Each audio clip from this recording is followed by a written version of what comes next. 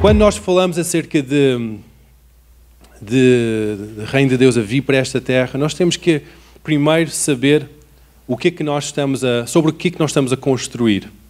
E para construir algo sólido, algo com alguma direção, mesmo este prédio ser alto, está assim meio virado, mas mesmo assim precisa de um fundamento, um alicerce bem sólido. E para isso, neste mês de janeiro, nós vamos estar a focar no que são os nossos fundamentos da fé. Não somente os fundamentos da Igreja Logos, mas os fundamentos da nossa fé. O que é isto? Quais são aqueles firmes fundamentos da nossa fé? O livro de Hebreus, o escritor do livro de Hebreus fala acerca de... O livro de Hebreus está a dizer: eu não quero voltar a ensinar novamente sobre os fundamentos da fé, que são isto e aquilo, porque eu quero dar outro alimento mais sólido. Mas é necessário nós lembrarmos o que são os fundamentos da fé. Senão é fácil nós pensarmos: eu quero construir uma janela, ou um telhado, ou qualquer coisa que é além dos fundamentos, acima dos fundamentos, e esquecemos que há qualquer coisa sólida lá em baixo. Por isso que hoje nós vamos falar acerca de uma das áreas, dos fundamentos essenciais, principais daquele fundamento da fé. Vamos abrir a Bíblia em Hebreus 6 para ler esta passagem que fala acerca dos fundamentos da fé. Hebreus 6, 1 e 2. Diz: por isso, pondo de parte os princípios elementares da doutrina de Cristo, deixemos de lavar para que o é perfeito, não lançando de novo a base do arrependimento das obras mortas e da fé em Deus, e de um ensino de batismo e de imposição de mãos, e de ressurreição dos mortos e do juízo interno. Estas 4, eu juntei alguns em várias áreas, mas estas 4 áreas são os grandes fundamentos da fé. E hoje nós vamos estar a falar acerca do primeiro fundamento da fé, que é o arrependimento de obras mortas. Hoje em dia não é um tema que é muito popular falar acerca do arrependimento, e há aqui uma divergência, uma tensão entre duas áreas que eu vou estar a mencionar as duas áreas hoje, que é o arrependimento e a fé, ou o crer. Há duas áreas aqui que têm que estar em tensão, têm que estar as duas áreas bem formadas para que a nossa fé seja bem estabelecida. Muitas vezes nós focamos muito na fé ou na graça, em somente acreditar, e podemos ficar um pouco desequilibrados, ou podemos focar muito no arrependimento e da santificação, e também ficamos desequilibrados, porque nós precisamos de estar nesta tensão bem ligada, para que nós podemos estar bem sólidos.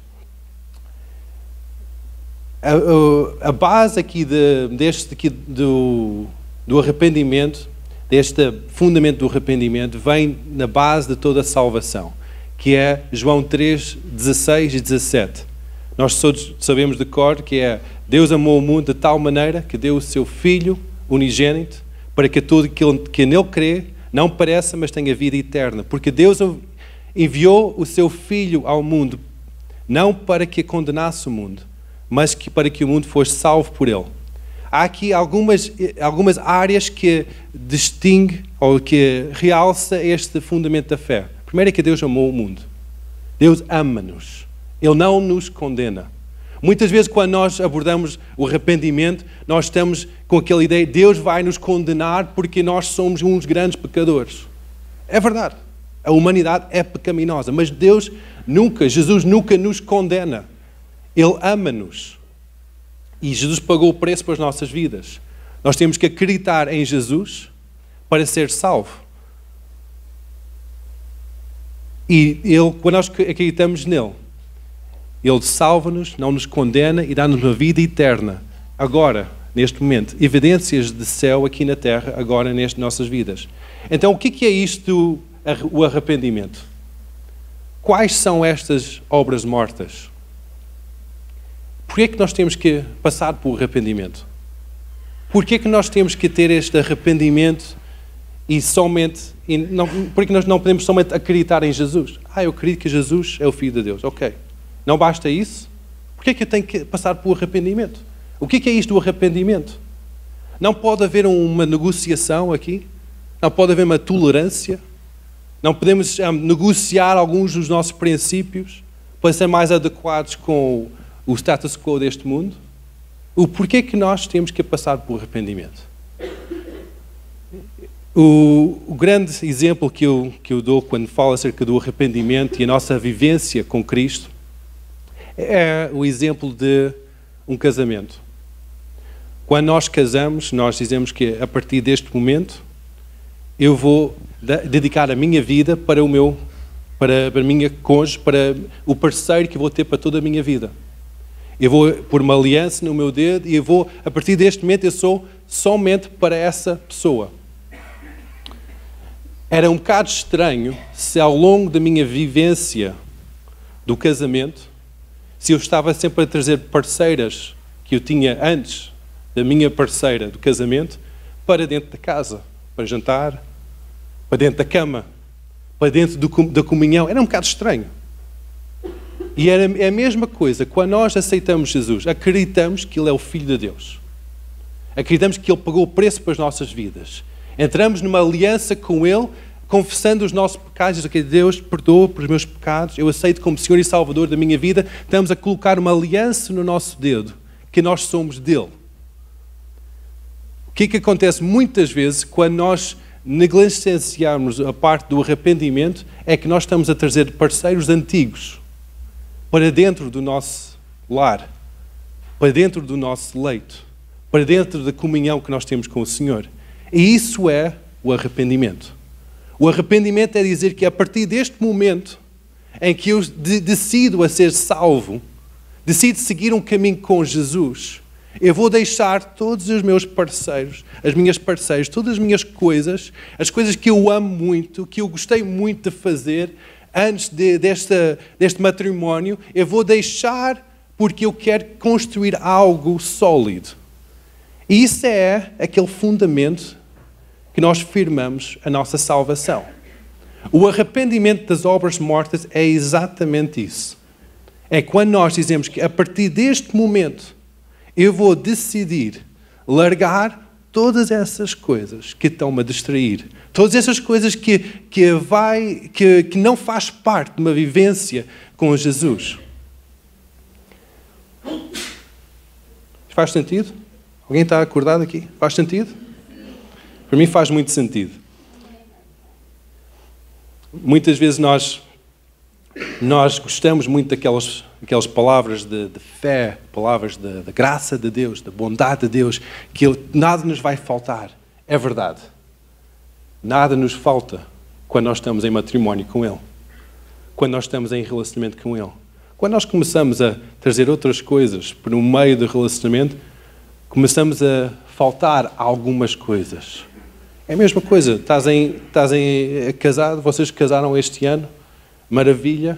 Imagina depois começar a trazer namorados antigos, por meio de... vai estragar, a coisa vai azedar, vai deixar de haver intimidade, o ambiente lá em casa vai começar a ficar meio constrangido, vai haver brigas. É a mesma coisa com o Senhor. Nós queremos ter aquela situação, aquela bondade de Deus, nós queremos experimentar aquela alegria no Espírito, aquela paz, que excede todo o nosso entendimento, mas ao mesmo tempo, a nossa boca fala mentiras, nós falamos uma coisa, nós somos cristãos, mas depois a nossa vivência é completamente diferente.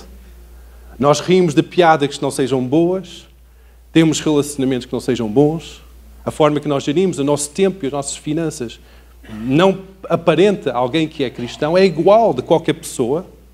As nossas prioridades são iguais a qualquer pessoa que nós vemos na rua. Não é diferente por ser cristão. Então eu pergunto, qual é que é esta motivação de pôr aliança no dedo? Porquê que nós somos salvos?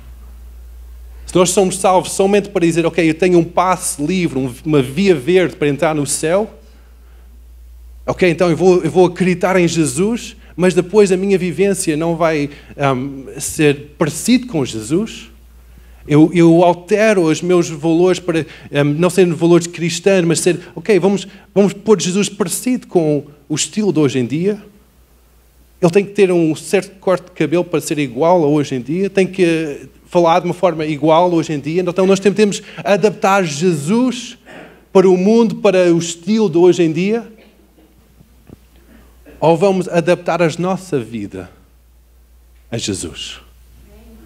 Vamos adaptar a quem nós somos a quem Ele é. Por toda a Bíblia, quando fala acerca de matrimónio, de casamento, tem sempre a ideia de Jesus com a sua igreja, Jesus conosco, e é sempre reflexo essas duas áreas. Hoje em dia, infelizmente, a palavra matrimónio e o conceito de casamento está a ficar deturpado, está a ficar negociado. Mas isso não é aceitável com Jesus. Porque o conceito que ele tem é de pureza e de consagração pura. Nós vemos em Efésios 5:31 e 32 que diz assim: por isso deixará o homem o seu pai e a sua mãe e unirá à sua mulher. E serão dois uma carne. Serão dois numa carne. Grande é este mistério. Digo, porém, a respeito de Cristo e da Igreja.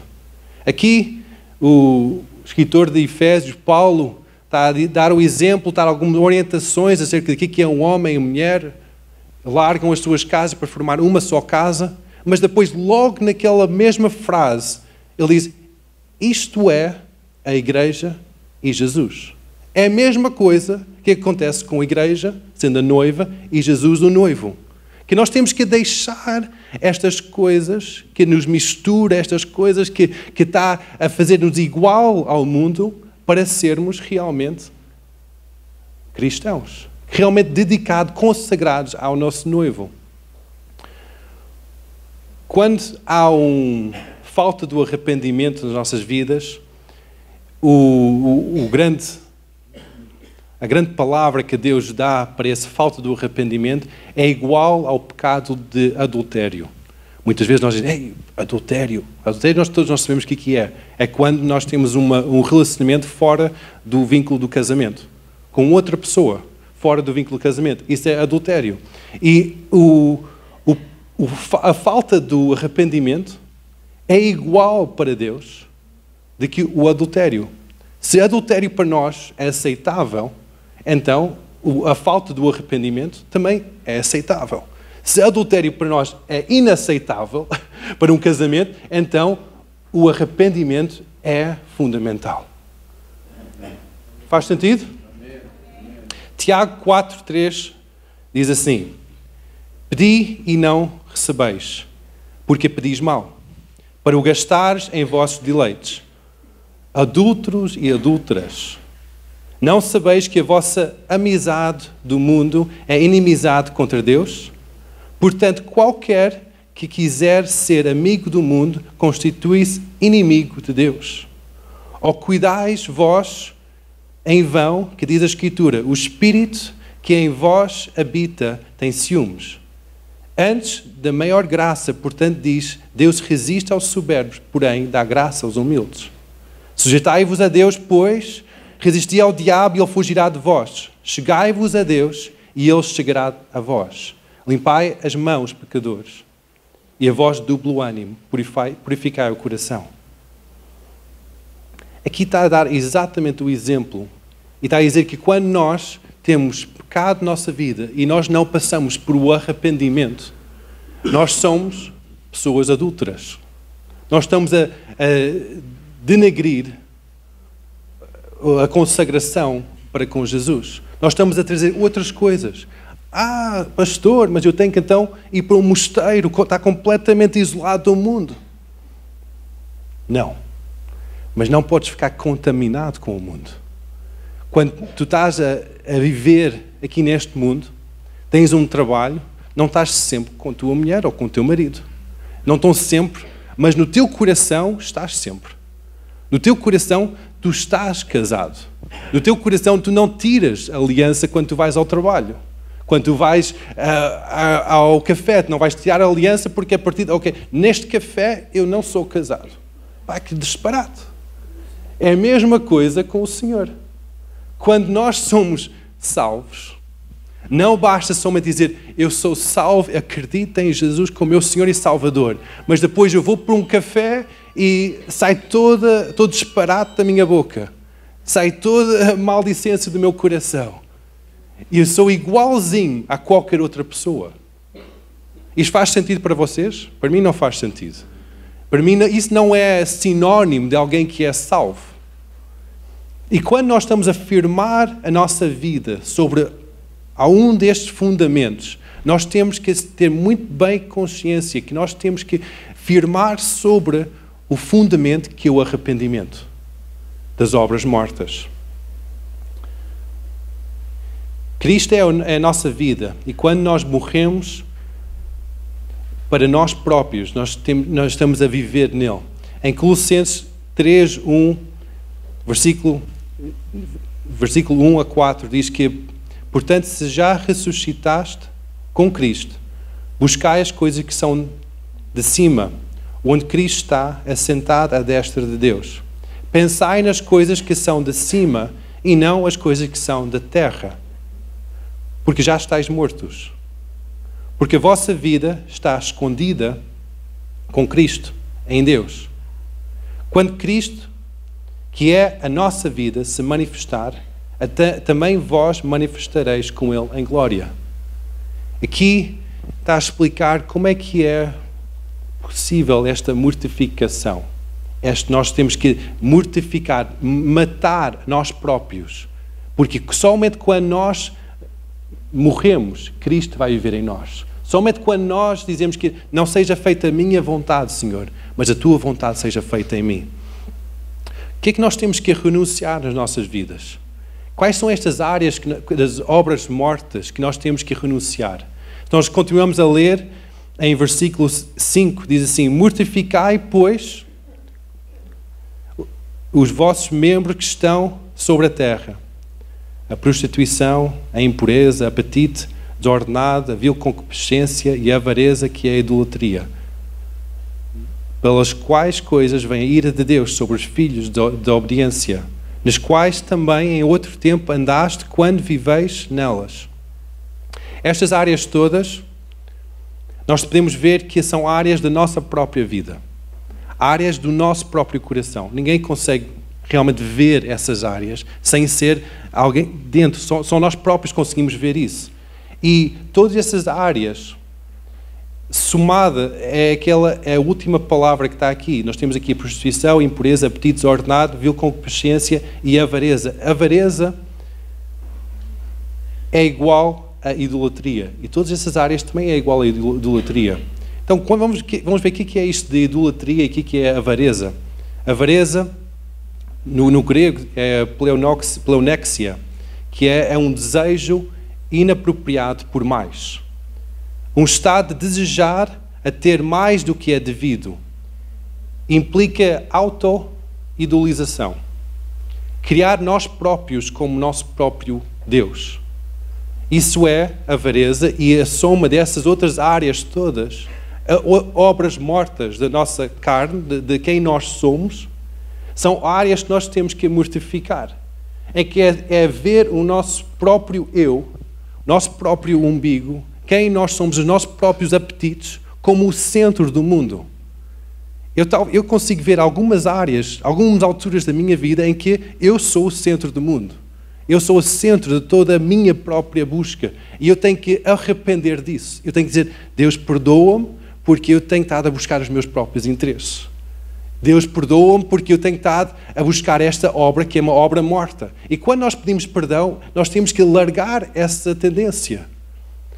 Talvez tu não passas por estas áreas que a prostituição, impureza, apetite desordenado, talvez não passes por isso, mas talvez passes por avareza. E a avareza é igual a todos os outros.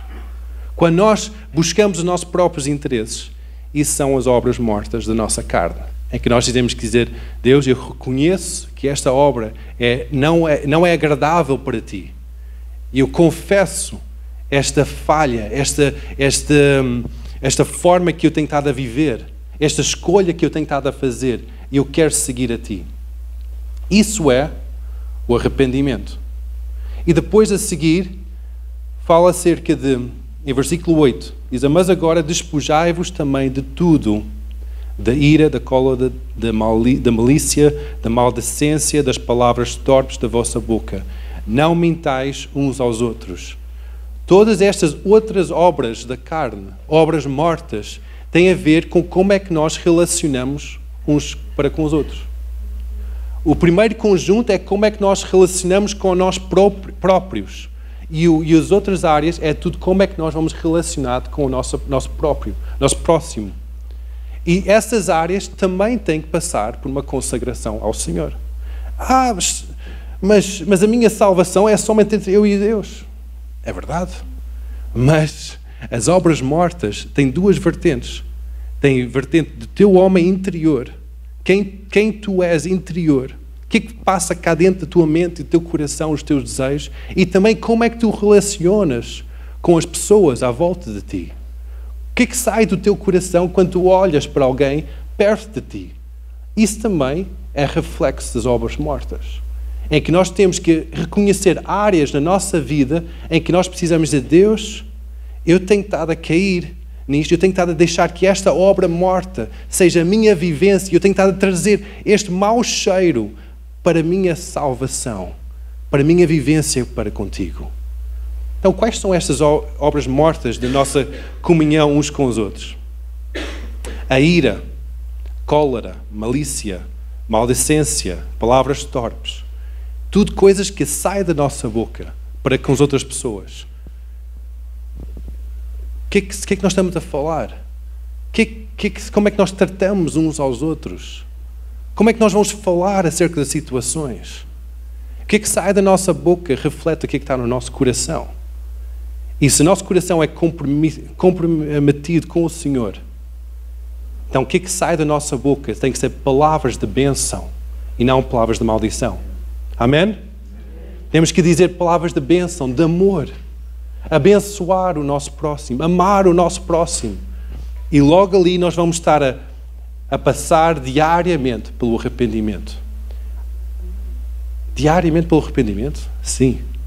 Se nós formos construir a nossa vida sobre um fundamento que é o arrependimento, significa que diariamente nós temos que ter consciência que nós podemos cair, ser influenciado por este mundo. E diariamente nós temos que ter aquela consciência que Deus, perdoa-me, livra-me de todo o mal. Livra-me de tudo que está a me afetar e está a tentar roubar a minha vida. O arrependimento é quando nós concordamos com Deus que nós somos pecadores e precisamos de largar o pecado. Nós concordamos de como é que Deus vê o pecado. Nós não dizemos, isto não é bem pecado. Toda a gente faz isso. Toda a gente fala assim dessa forma. Toda a gente lida um com os outros. Toda a gente anda naquele gozo, naquela forma de viver. Ou nós vamos estar a ver as coisas como Deus vê. Quando nós vemos aquilo que nós falamos, como nós relacionamos uns com os outros, como é que nós pensamos, da forma como Deus vê, nós vamos estar constantemente a passar por arrependimento. Porque nós vamos reconhecer áreas da nossa vida que nós precisamos de trazer aos pés da cruz. Pecado é a palavra original do pecado, é hamartia, que é falhar o alvo. E não somente é um alvo de uma boa vida, mas o alvo é de Deus. É quando nós falhamos Deus. Falhamos aquele alvo que é de buscar Deus em primeiro lugar. Diz que em 1 Coríntios 15, 56, que o aguilhão da morte é o pecado. E a força do pecado é a lei. Nós pensamos, mas eu estou sempre a cair em pecado, estou sempre a cair no pecado, de ser tentado e eu caio. Como é que é a força do pecado? É a lei. Nós podemos ver, mas a lei do Senhor é boa, a lei é algo que nós temos de seguir. Mas quando nós só seguimos a lei, nós estamos a dar força ao próprio pecado. Isto é um bocado de contrassenso. Quando nós focamos na lei, nós estamos à força de Deus. Não.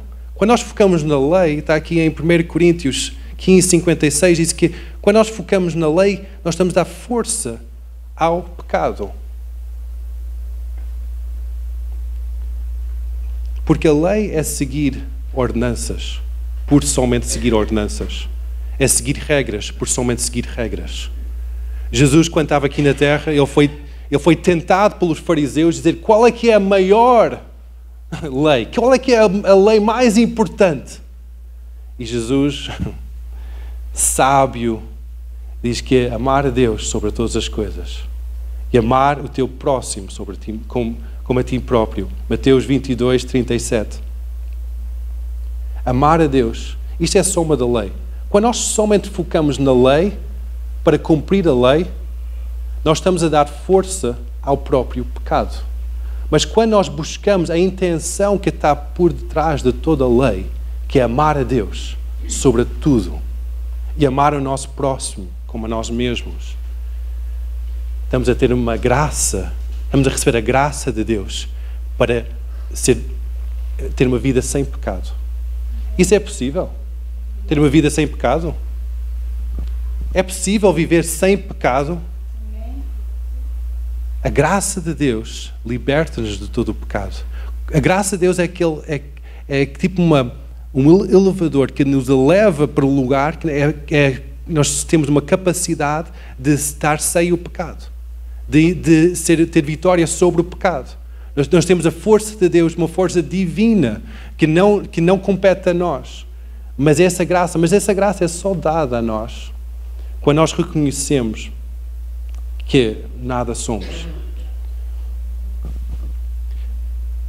Como é que nós podemos viver sem pecado nas nossas vidas? É quando diariamente estamos a construir a nossa vida sobre o arrependimento. O arrependimento começa com ter um sentimento no nosso coração de, não digo tristeza divina, mas um sentimento de como é que Jesus vê o pecado. Em que nós vemos que o pecado mancha, tira-nos lugar de intimidade com o Senhor. Então, logo ali, nós temos que ver a nossa vida, que as obras da carne, este pecado da nossa vida, da mesma forma como Jesus vê. E depois nós temos que confessar esse pecado. Aceitar o perdão, receber a graça divina sobre as nossas vidas e mudar de caminho. Há uma história no início da Bíblia, que é a história que muitos de nós conhecemos por causa da destruição de Sodoma e Gomorra. O que aconteceu é que houve duas cidades que eram muito más, muito pecaminosas, em que o sobrinho de Abraão quis ficar naquela zona porque era uma zona mais próspera. Ele queria ter uma melhor vida. Então eles separaram-se, chegou uma altura em que Abraão e Ló separaram-se, e em Gênesis, acho que é 19, fala acerca dessa história, em que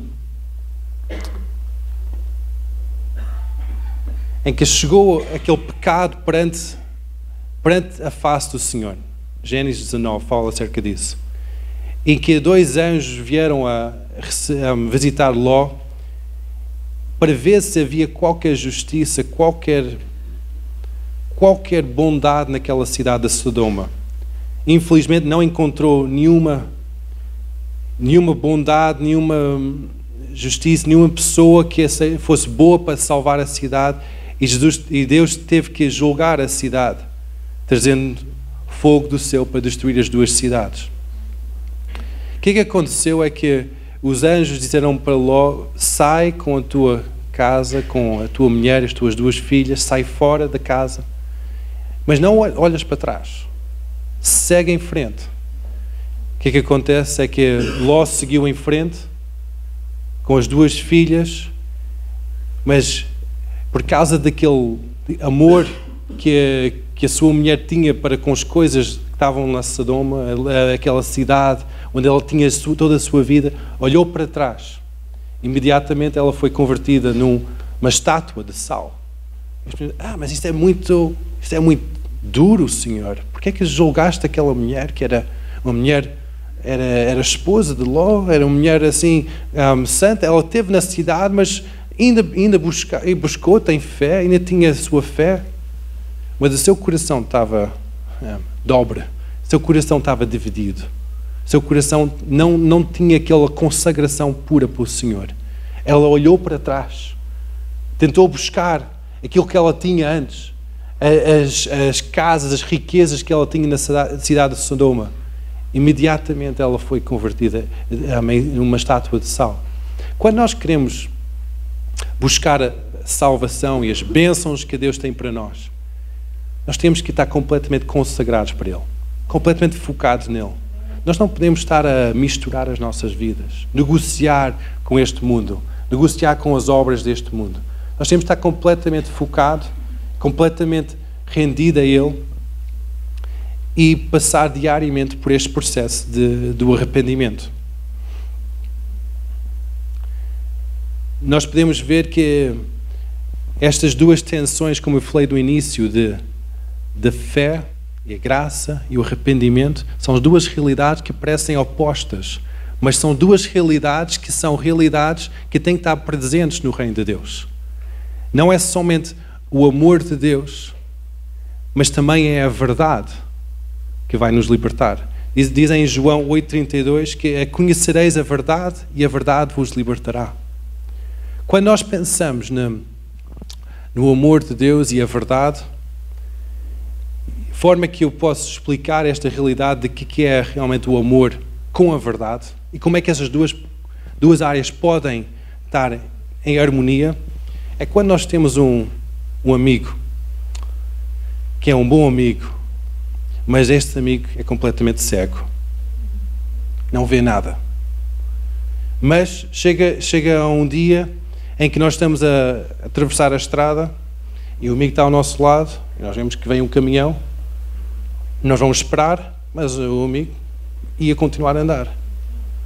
O amor, em verdade, é dizer, olha, espera aí, vamos esperar que passe o caminhão antes de atravessar a estrada, em vez de deixar o amigo a seguir em frente. É a mesma coisa com Deus. Muitas vezes nós falamos do amor de Deus, mas temos medo de falar acerca da verdade. Não queremos estar a ofender ninguém ou infringir na sua liberdade, então não vamos alertar pelo perigo iminente que aquela pessoa vai enfrentar. Então evitamos a falar a verdade. Evitamos a falar acerca das obras mortas, da carne, do pecado, do juízo, daquilo que vai acontecer se nós damos uma vida de pecado. O que é que vai acontecer nas nossas vidas? Muitas vezes nós temos esse medo, mas ao mesmo tempo, muitos de nós, ou alguns de nós, gostamos de falar a verdade, mas não é amor. É por isso que essas duas tensões, estas duas situações têm que estar em equilíbrio. Nós temos que, quando nós falamos de amor, nós temos que estar sempre a falar da verdade de Deus. Senão, realmente, nós não estamos a amar. Quando nós falamos acerca da verdade, que essa verdade vai nos libertar, nunca podemos esquecer do grande amor de Deus, em que nenhum de nós merecemos a salvação. Nenhum de nós podemos chegar lá por nossa própria força. Quando nós falamos acerca do arrependimento,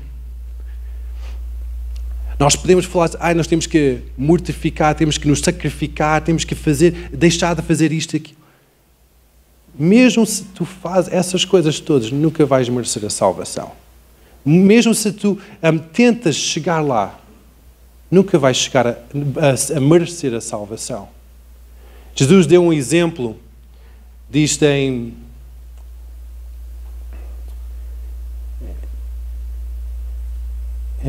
onde é que é Lucas 18, versículo 9. Aqui ele deu o exemplo de um homem, vamos pôr nos termos de hoje, um homem cristão, temente ao Senhor, tem tempo devocional todos os dias, 1 ou 2 horas, jejua regularmente, sabe falar a palavra de Deus, decorou já várias porções da palavra de Deus, até talvez prega, talvez influencia outras pessoas. E ele chega e diz, Deus, chega a oração e diz, Deus, obrigado por tua grande amor, tua presença. Obrigado, tem grandes orações. E Deus tem misericórdia das pessoas à minha volta. Tem misericórdia do que está a passar. E depois nós podemos ver uma outra pessoa, que é uma pessoa que tem uma vida mais atarefada, mais difícil, mas tem um desejo para Deus. Talvez não consegue vir com tanta regularidade à igreja, mas tem um desejo para Deus. Talvez busca de uma forma mais simples. Talvez está rodeado por pessoas que são pessoas pecaminosas, porque é a sua vivência, é o seu trabalho. Mas tem uma busca para o Senhor e diz, Deus, perdoa-me os meus pecados. Eu não sou digno nem chegar perto da tua presença. E é interessante como é que Jesus vê essas duas situações. Vamos ler esta passagem em conjunto. É versículo 9, 18, 9. Lucas 18, 9. E propôs também esta parábola a alguns que confiavam em si mesmos e consideravam justos e desprezavam os outros. 2 homens subiram ao templo com o propósito de orar, um fariseu e o outro publicano. O fariseu, posto em pé, orava de si, para si mesmo, desta forma, ó Deus, graças te dou, porque não sou como os demais homens roubadores, injustos, adúlteras, nem ainda como este publicano. Jejuo 2 vezes por semana e dou o meu dízimo de tudo que eu ganho.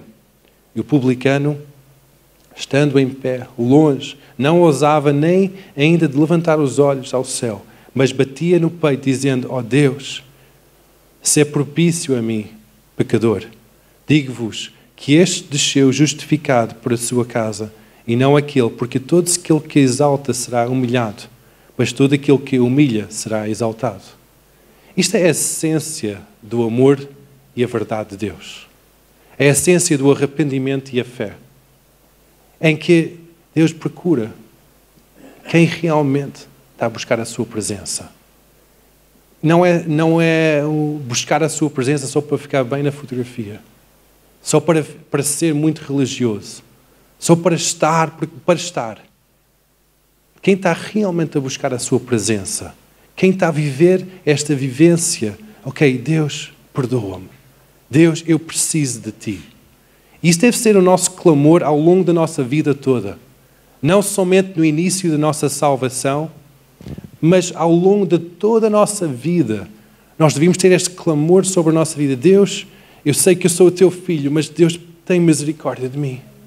Tem misericórdia de mim. Eu preciso da tua graça para diariamente viver uma vida de acordo com o teu plano e o teu propósito. Seguir a Jesus custa-nos tudo. Não podemos seguir a Jesus e manter uma vida igual a este mundo. Vai custar-nos tudo. Se aceitaste aquele evangelho barato, que só basta confessar, basta dar o dízimo ou estar na igreja, basta isto, basta aquilo, vai custar tudo. Seguir Jesus custa-te tudo. O que é tudo para ti? Tudo é tudo. Toda a tua família, todo o amor que sai da tua vida. Seguir Jesus vai custar todas essas áreas. Porque todas essas áreas vai refletir se tu estás a buscar Ele em primeiro lugar. Por isso que seguir Jesus custa-nos tudo. Custa tudo que nós somos. Custa cada relacionamento, cada amizade, cada irmão, cada irmã, cada pessoa à nossa volta. Custa tudo. Nós temos que largar tudo aos seus pés. Isso é viver em arrependimento. Temos que largar o nosso casamento. Mas eu amo tanto a minha mulher. Graças a Deus porque amas a tua mulher. Mas tens que largar a tua mulher para Ele. Ela não pode ser o centro da tua vida. Meus filhos são aquela joia que Deus me deu. É verdade. Mas não podem ser o centro da tua vida. Jesus tem que ser o centro da tua vida. Nem o teu trabalho, nem os teus bens. Buscar em primeiro lugar o reino de Deus e toda a sua justiça. em buscar em primeiro lugar. E quando vem coisa à nossa vida, que nós pensamos que essas coisas são boas, essas coisas nós podemos fazer um jeitinho para negociar a nossa salvação, ok, Deus vai entender se isto acontece, Deus vai entender. Se eu tenho esta amizade, Deus vai entender. Pensa sempre, imagina-te casado. E tens uma mulher linda, maravilhosa. A tua mulher linda, maravilhosa, vai entender se traz outra mulher para dentro do casamento. Vai compreender isso. Vai tolerar isso. Eu creio que não. Por isso que é a mesma forma que deves pensar se pensa em negociar princípios cristãos com os princípios deste mundo. Formas de falar cristãos com formas de falar deste mundo.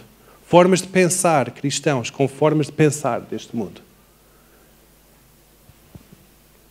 Isso é o arrependimento. Quando nós dizemos que não, eu vou largar, eu vou ser transformado, eu vou passar por esta transformação. Transformação, não mais eu vou viver, mas Cristo vai viver em mim. Não vai parecer mais o Sete, mas vai parecer Jesus. Eu não vou negociar quem Jesus é só porque quem eu sou. Eu vou morrer para que Ele pode viver. Amém?